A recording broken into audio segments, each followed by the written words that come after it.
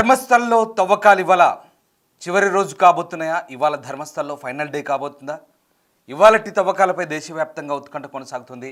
కేవలం 2 చోట్ల మాత్రమే తవ్వకాలు మిగిలి ఉన్నాయి. ఇంకా దీంతో ఇది కీలకంగా మారబోతుంది. పాయింట్ నెంబర్ 14, 15 ఇప్పుడు 14వ స్థలంలో తవ్వకాలు చేపట్టబోతుంది సిట్. సాయంత్రం వరకు 15వ స్థలంలో కూడా తవ్వకాలు పూర్తయ్యే ఛాన్స్ కనిపిస్తుంది. కీలక ఆధారాలు దొరికితే మాత్రం ఇక తవ్వకాలు కంటిన్యూ చేసే ఛాన్స్ కనిపిస్తోంది. చిన్న ఆధారాలు దొరికిన స్థలాన్ని జల్లెడ పడుతున్నారు సిట్ అధికారులు. ఇప్పటికీ 6, 9, 11వ పాయింట్లలో మానవ అవశేషాలు దొరికినట్లుగా వార్తలు అందాయి. సో 10కి పైగా పుర్రెలు, 20 వరకు ఎముకలు స్వాధీనం చేసుకున్నట్టుగా చెప్తున్నారు. అవశేషాలను ఎఫ్ఎస్ఎల్ టెస్ట్ కోసం అధికారులు పంపారు. అవశేషాలు ఆడ మగ అని నిర్ధారణ వచ్చే అవకాశం కనిపిస్తోంది. ఒకవేళ మానవ అవశేషాలు మహిళలవే అయితే కనుక 94 నుంచి 2015 వరకు చనిపోయిన వారి బంధువులతో డిఎన్ఏ పరీక్షకు పంపబోతుంది సిట్. దీంతో ధర్మస్థల్లో విజిల్ బ్లోయర్ చెప్పిన హత్యలపై క్లారిటీ వచ్చే అవకాశం అయితే కనిపిస్తుంది. ఇప్పటి వరకు ధర్మస్థల్లో జరిగిన ఈ హత్యాకాండకు సంబంధించి, ముఖ్యంగా సామూహిక ఖననాలకు సంబంధించిన అంశాలు ఇప్పటివరకైతే సస్పెన్స్ కొనసాగుతుంది. 6, 9, 11వ పాయింట్లో మానవ అవశేషాలు లభ్యమైనట్టుగా చెప్తున్నారు. 6వ పాయింట్లో ఎముకలు దొరికాయి. అలాగే అంతకు ముందు 4వ పాయింట్లో పాన్ కార్డ్ దొరికింది, ఏటీఎం కార్డ్ దొరికింది, ఒక బ్లౌజ్ దొరికింది. ఇక 6వ పాయింట్లో దాదాపు 15 పైగా ఎముకలు దొరికాయి. 9వ పాయింట్లో దాదాపుగా ఒక వ్యక్తికి సంబంధించినటువంటి పుర్రే అవశేషాలు దొరికినట్టు చెప్తున్నారు. బట్ అది ఆడా మగ అనేది ఇంకా తెలియలేదు. 11వ పాయింట్లో కూడా 2 లేదా అంతకంటే ఎక్కువ 3 అవశేషాలు దొరికినట్టుగా చెప్తున్నారు. బట్ ఈ చెప్తున్న అంశాలన్నీ కూడా ఒక అడ్వకేట్, మంజునాథ అనే అడ్వకేట్ ఇస్తున్నటువంటి లీకుల ఆధారంగానే ఇక్కడ ఎన్ని దొరికాయి, అక్కడ అన్ని దొరికాయని చెప్పడం తప్పించి ఎక్కడ సిట్ అధికారులు మాకు ఇక్కడ 3 దొరికాయి డెడ్ బాడీస్, లేదా అక్కడ 2 అవశేషాలు దొరికాయి, మరో చోట పుర్రెలు దొరికాయి, ఎముకలు దొరికాయి అంటూ క్లారిటీగా ఏం చెప్పట్లేదు. బట్ 6వ పాయింట్లో దొరికిన ఎముకలకు సంబంధించి మాత్రమే వాళ్ళు ఎఫ్ఎస్ఎల్కు పంపించారు. అవి కూడా పూర్తిస్థాయి అధికారిక ప్రకటన అయితే చేయలేదు. సో ఇప్పటి వరకు 10కి పైగా పుర్రెలు, 20 వరకు ఎముకలు స్వాధీనం చేసుకున్నట్టుగా వార్తలు వస్తున్నాయి. సో వీటన్నిటి కూడా forensic science lab FSL test కోసం అధికారులు పంపిన పరిస్థితి కనబడుతుంది. సో మొత్తం మీద ధర్మస్థల అవశేషాలకు సంబంధించి ప్రస్తుతం ఇవాళ 2 రోజులు కీలకంగా మారబోతున్నాయి. 14, 15వ పాయింట్లో ప్రస్తుతం ఈ 2 చోట్ల తవ్వకాలలో ఏదైనా ఆధారాలు లభిస్తే ఇంకా కీలకంగా మారే అవకాశం కనిపిస్తోంది. సో మంగళూరు జిల్లాలోని ధర్మస్థల ఆలయ పట్టణంలో జరిగిన ఈ సామూహిక సమాధి కేసును దర్యాప్తు చేసిన ప్రత్యేక దర్యాప్తు బృందం గుర్తించబడిన ఖనన స్థలాల నుంచి ఒక పురుష అస్థిపంజరం, మానవ ఎముకల్ని స్వాధీనం చేసుకున్నట్టుగా మరోవైపు కర్ణాటక హోంమంత్రి పరమేశ్వర కూడా ధృవీకరించారు. వీటిని ఫోరెన్సిక్ సైన్స్ ల్యాబొరేటరీకి పంపినట్టుగా చెప్తున్నారు. ఆయన ఈ గుర్తు తెలియని ఫిర్యాదుదారుడు 13 ప్రదేశాల మృతదేహాలను పూడ్చిపెట్టినట్టుగా చెప్పాడు. సో వాటి ఆధారంగా తాము ఆ ప్రదేశాలను, అంటే సిట్ అధికారుల ప్రదేశాలను తవ్వారు. 6వ ప్రదేశంలో ఒక మగ అస్థిపంజరం బయటపడింది. అలాగే 13వ పాయింట్ దగ్గర ఇంకా ఏమీ కనుగొనబడలేదు. అలాగే ఒక కొత్త ప్రదేశం నుంచి ఎముకలను స్వాధీనం చేసుకున్నారంటగా కూడా ఆయన చెప్తున్నాడు. సో మనం చెప్తుంది కూడా అదే. 6వ పాయింట్లోనే ఒక పుర్రే, ఎముకలు దొరికాయి. అవి మగవారిగా ప్రాథమికంగా నిర్ధారించారు. సో ఈ అంశాలన్నింటినీ పరిగణలోకి తీసుకుంటున్నారు. మానవ అవశేషాలను ఫోరెన్సిక్ సైన్స్ ల్యాబొరేటరీకి పంపిస్తున్నట్టుగా హోంమంత్రి చెప్తున్నారు. ధర్మస్థలంలో మానవ అవశేషాల వెలికికి సంబంధించి ఇది మొదటి అధికారిక ప్రకటన. హోంమంత్రి పరమేశ్వర, కర్ణాటక హోంమంత్రి చేసిన ప్రకటన అది. సో నిన్న ఆయన ఇక 13 గుర్తించబడిన శ్మశాన వాటికల తర్వాత సిట్ మరిన్ని ప్రదేశాలను తవ్వుతుందని అడిగినప్పుడు సిట్ నిర్ణయం తీసుకుంటుందంటూ పరమేశ్వర బదులిచ్చాడు. సో ఆ రకంగా కర్ణాటక హోంమంత్రి అయితే ఒక అఫీషియల్ స్టేట్మెంట్ ఇచ్చారు. ప్రస్తుతానికైతే ఇంకా పూర్తిస్థాయి ఆధారాలు బయటపడాల్సిన అంశాలు అయితే ఇంకా చాలా ఉన్నాయని చెప్తున్నారు కొంతమంది. సో ఏం జరగబోతుంది నిజంగా సిట్ దర్యాప్తులో ఈ ఆధారాలు కనుక దొరికితే ఎలా ఉండబోతుంది అని మాత్రం ఆసక్తికరంగా మారబోతుంది. సో మొత్తం మీద కర్ణాటక ధర్మస్థల వ్యవహారం అయితే ఇప్పుడు ఇంకా ఆసక్తి రేపుతుంది. ఇంకా విజిల్ బ్లోయర్ చెప్పిన అంశాల ఆధారంగా మరిన్ని ఆధారాలు దొరికితే ఖచ్చితంగా కేసులో పురోగతి ఉండే ఛాన్స్ అయితే ఉంది. బట్ అది ఎంతవరకు ఆ వ్యక్తి చెప్పిన అంశాలు ఎంతవరకు నిజం కాబోతున్నాయి, అసలు ఆయన చెప్పిన ఆరోపణలు నిజమేనా, దీనికి సంబంధించి అధికారులు ఆధారాలు సేకరించబోతున్నారా, సో ఏంటనేది మాత్రం ఇంకా తేలాల్సి ఉంది. సో ధర్మస్థల ఈ ఘర్షణ కేసులకు సంబంధించి మరోవైపు నిన్న జరిగిన గొడవలు ఏవైతే ఉన్నాయో కొన్ని గ్రూపుల మధ్య గొడవలు జరిగాయి. ఓవైపు యూట్యూబ్ ఛానల్ ప్రతినిధులు, మీడియా ప్రతినిధులపై, మరోవైపు లోకల్ గ్యాంగ్స్ కొన్ని అటాక్ చేశాయి. సో దీనికి సంబంధించి హోంమంత్రి నివేదిక కోరారు స్థానిక పోలీసుల్ని. సో ఎందుకు గొడవ చోటు చేసుకుంది, దీనికి ఎవరు బాధ్యులు, ఆ రెండు గ్రూపుల ఉద్దేశాలపై దర్యాప్తు నిర్వహించి నివేదిక ఇవ్వాలంటూ హోంమంత్రి పరమేశ్వర్ ఆదేశించారు. ఆయన కర్ణాటక సదాశివనగర్లో మాట్లాడారు. తొలుత ఆయన ఈ గొడవలకు సంబంధించి మాట్లాడిన తర్వాత అధికారికంగా స్పందించారు. సో ఫస్ట్ ఎవర్ ఒక ఇది అఫీషియల్ స్టేట్మెంట్ అనుకోవాలి. హోమ్ మినిస్టరు ఈ ధర్మస్థల తవ్వకాలకు సంబంధించి కానీ, నిన్న జరిగిన గొడవల గురించి కానీ ఆయన స్పందించిన అంశం ఇదే. మొదటిసారి అక్కడి ప్రజలు సిట్ ఏర్పాటు చేయాలని డిమాండ్ చేశారు కాబట్టి తాము సిట్ ఏర్పాటు చేసాము, దాన్ని జాగ్రత్తగా పరిశీలించాక సిట్ ఏర్పాటు చేశాము.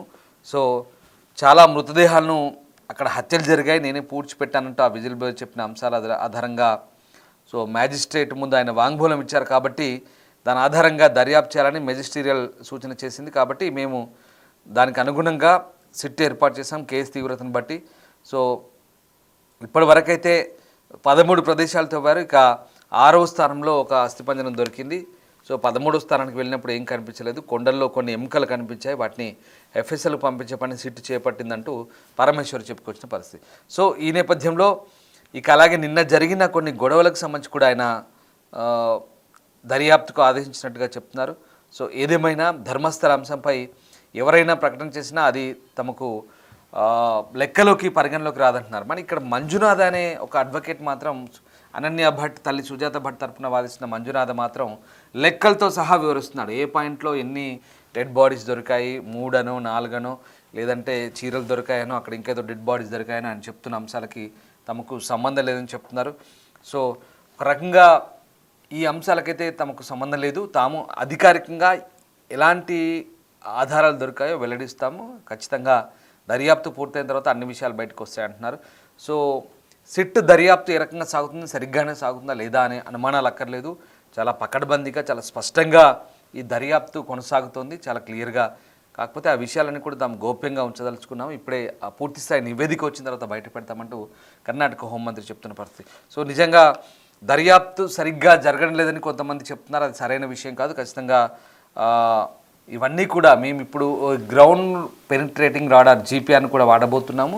చాలా క్లియర్గా టెక్నికల్గా సపోర్ట్ తీసుకుంటున్నాము, ఎలాంటి ఎవిడెన్స్ దొరికినా ఇంకా క్యారీ ఫార్వర్డ్ చేస్తామంటూ హోమ్ మినిస్టర్ చెప్తున్నాడు, కర్ణాటక హోమ్ మినిస్టర్. దీన్ని బట్టి సో ఇవాళ మనం ఏం అర్థం చేసుకోవాలంటే ఈ 13-14 పాయింట్ల 14-15 పాయింట్లలో ఇవాళ జరిపే తవ్వకల ఆధారంగా ఏ ఒక్క చిన్న క్లూ దొరికినా, ఎలాంటి ఆధారాలు దొరికినా ఖచ్చితంగా ఇది ముందుకు దర్యాప్తు ముందుకు సాగే అవకాశమే కనిపిస్తుంది. ఎందుకంటే ఒకవేళ ఈ 14-15లో కూడా ఏం దొరకకపోతే కనుక మరి ఇక్కడికే ఆపేస్తారా, లేదా ఇంకా ముందు తవ్వకాలు జరుగుతాయా? ఆ విజిల్ బ్లోయర్ చెప్తున్న అంశాల ఆధారంగా ఈ 15తో పాటు ఇంకో 15 కూడా ఉన్నాయంటున్నారు.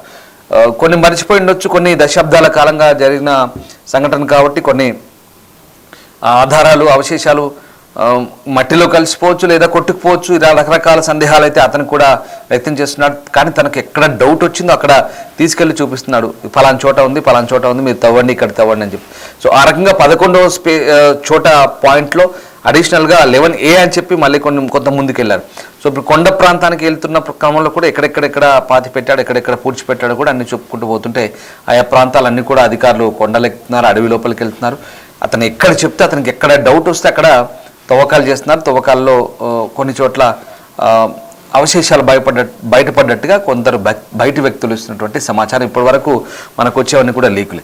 సో ఆ రకంగా అంటే ఇప్పుడు నిజంగా ఈ దర్యాప్తు అంతా కూడా పారదర్శకంగా సాగుతుందా, ఎలాంటి పరిస్థితులు ఉన్నాయని మాత్రం మనం ఇంకా తేలాల్సింది. సో మొత్తం మీద దర్యాప్తు అయితే చాలా పకడ్బందీగా సాగుతున్నట్టుగా కర్ణాటక మంత్రి చెప్తున్నారు. సో తదుపరి ఇక మంత్రివర్గ సమావేశంలో సిట్ దర్యాప్తు సంబంధించిన నివేదిక గురించి కూడా చర్చ జరిగే అవకాశం ఉన్నట్టుగా చెప్తున్నారు. సో మొత్తం మీద ఇవాళ మంత్రివర్గ సమావేశానికి కూడా ఈ నివేదికను తీసుకొస్తారన్నట్టుగా మంత్రి చెప్తున్నారు. చూడాలి, చాలా ఇంట్రెస్టింగ్గా ఉంది కర్ణాటక అంశానికి సంబంధించి. సో ఇవాళ ఏం చేయబోతున్నారు కర్ణాటకలో, మరి మంత్రి చెప్తున్నట్టుగా ఈ అంశానికి చాలా ప్రభుత్వం సీరియస్గా తీసుకుంటుందా, మంత్రివర్గ సమావేశంలో చీఫ్ సెక్రటరీ ఆదేశించాల నివేదిక తెమ్మని నాగమోహన్ దాస్ ఒక నివేదిక ఇచ్చారు. సో దాన్ని మంత్రివర్గ సమావేశం తీసుకురావాలని ఆదేశించినట్టుగా కర్ణాటక హోంమంత్రి చెప్తున్నారు. సో మొత్తం మీద ఈ అన్ని అంశాలు కనుక మనం ఒకసారి చూస్తే కనుక ఖచ్చితంగా ప్రభుత్వం చాలా సీరియస్గానే ఉంది, దర్యాప్తు సీరియస్గానే జరుగుతుంది. దొరుకుతున్న ఆధారాలు ఏంటి, ఇప్పటివరకు దొరికిన అవశేషాలు ఏంటి, వాటిని ఫోరెన్సిక్ ఎంత మేరకు నిర్ధారించింది, ఈ అంశాలన్నీ కూడా తేలే ఛాన్స్ కనిపిస్తోంది. ప్రభుత్వమే స్వయంగా సిట్ ఏర్పాటు చేసిన విషయంలో ఖచ్చితంగా దర్యాప్తు విషయంలో ఎక్కడ కాంప్రమైజ్ అయ్యే ఛాన్స్ లేదని ప్రభుత్వం అధికారికంగా ఇప్పుడు ప్రకటించినట్లయింది హోమ్ మినిస్టర్ స్టేట్మెంట్ ద్వారా. సో అంటే ఆ అనుమానాలు బలపడాలంటే ఆధారాలు దొరకాలి, ఆధారాలు దొరికితే పురోగతి ఉంటుంది, కేసు దర్యాప్తు ముందుకు సాగుతుంది. ఇది చాలా క్లియర్. సో ఇప్పుడు చూడాలి ఇవాళ జరిగే 14-15 పాయింట్లో ఏవైనా అస్థిపంజరాలు కానీ అవశేషాలు కానీ దొరికితే ఇంకా ఖచ్చితంగా ఇన్వెస్టిగేషన్ ఫర్దర్ ముందుకెళ్తుంది, ఖచ్చితంగా క్యారీ ఫార్వర్డ్ అవుతుంది. కాబట్టి మరి ఏం జరగబోతుంది, ఇవాళ లాస్ట్ డే కాబోతుందా ధర్మస్థల్లో ఈ తవ్వకాలకు సంబంధించి ఇన్వెస్టిగేషన్ సంబంధించి, ఇంకా ముందు కొనసాగుతుందా, ఇవాళతో ముగియబోతుందా? ఎందుకంటే దేశవ్యాప్తంగా సంచలనం రేపిన ఈ అంశం సామూహిక ఖననాల అంశం ఒకటి కాదు రెండు కాదు. 95 నుంచి 2014 వరకు మరి ఆ సంవత్సరాల కాలంలో మధ్యలో ఈ 10 సంవత్సరాల పాటు తాను అనేక వందల శవాలను పూడ్చిపెట్టానన్నాడు. అవి కూడా లైంగిక ఆరోపణలు, లైంగిక హత్యలు, అత్యాచారాలు, ఈ దాడులు, ఇవన్నీ మామూలు ఆరోపణలు కాదు. సో కాబట్టి దీని గురించి ప్రభుత్వం చాలా సీరియస్గానే ఉన్నట్టుగా అర్థమవుతుంది. అట్ ద సేమ్ టైం ఈ అంశాలన్నీ కూడా బహిర్గతం చేసింది అక్కడ మీడియా కూడా చాలా ఇంట్రెస్టింగ్గా, లోకల్ మీడియా కానీ, కర్ణాటక సంబంధించిన మీడియా ప్రతినిధులు కానీ, యూట్యూబ్ ఛానల్ కానీ, డిజిటల్ మీడియా కానీ అవన్నీ కూడా ఎక్కడికక్కడ అప్డేటెడ్గా అవన్నీ వెలికి తీసే ప్రయత్నం చేస్తున్నాయి. మధ్యలో కొన్ని అభ్యంతరాలు గుడి యాజమాన్యం వ్యక్తం చేసినప్పుడు కొన్ని కోర్టు ఆపింది, తర్వాత మళ్ళీ ఆ గ్యాగ్ ఆర్డర్ తీశారు, తర్వాత యథావిధిగా జరుగుతుంది. బట్ నిన్న ఆ మీడియా ప్రతినిధులపై అటాక్ కూడా జరిగింది, లోకల్ గ్యాంగ్స్ కొన్ని అటాక్ చేశాయి. సో ఇదంతా కూడా ఇప్పుడు గవర్నమెంట్ నివేదిక కోరుతున్న ప్రభుత్వం దృష్టిలో ఉంది, ప్రజలంతా కూడా అన్ని గమనిస్తున్నారు. సో వాట్ ఈజ్ వాట్ అనేది అక్కడ అధికారులకు తెలుసు, ప్రజలకు తెలుసు, స్థానికులకు ఇస్తున్న సమాచారం మేరకే కొంతమంది చేసిన ఆరోపణల నేపథ్యంలో ఇవన్నీ కూడా ముందుకెళ్తుంది. ప్రస్తుతానికైతే ఈ దర్యాప్తులు ఎక్కడ ఎలాంటి ఆటంకాలు లేవు. వర్షాలు పడ్డా ప్రతికూల పరిస్థితులను తాము దర్యాప్తు చేస్తున్నామని సిట్ అధికారులు కూడా చెప్తున్నారు. ఎప్పటికప్పుడు ఒక సిట్ బెల్తంగడి పిఎస్లో ఉంది, సిట్ ఆఫీసు మంగళూరులో ఆఫీస్ ఏర్పాటు చేశారు, ఎవరు ఏ కంప్లైంట్ ఇచ్చినా తీసుకుంటున్నారు. సో చాలా ట్రాన్స్పరెంట్గా జరుగుతుందని చెప్తున్నారు. అంటే గతంలో వచ్చిన ఆరోపణలకు భిన్నంగా ఈసారి జరుగుతుందని చెప్తున్నారు. బట్ చూడాలి ఎంతవరకు ఈ కేసు పురోగతి సాధించబోతుంది. నిజంగా ఆ విజిల్ బ్లోయర్ చేసిన ఆరోపణలు చూపుతున్న సాక్ష్యాలకు అనుగుణంగానే అక్కడ తవ్వకాలు జరుగుతున్నాయా, లేదా ఇదంతా కూడా కొంత అటు ఇటు తారుమారైనా ఇంకా ఆయన చెప్పేదాన్ని కంటిన్యూ చేస్తారా, ఏం జరగబోతుంది అనేది వేచి చూడాల్సిందే.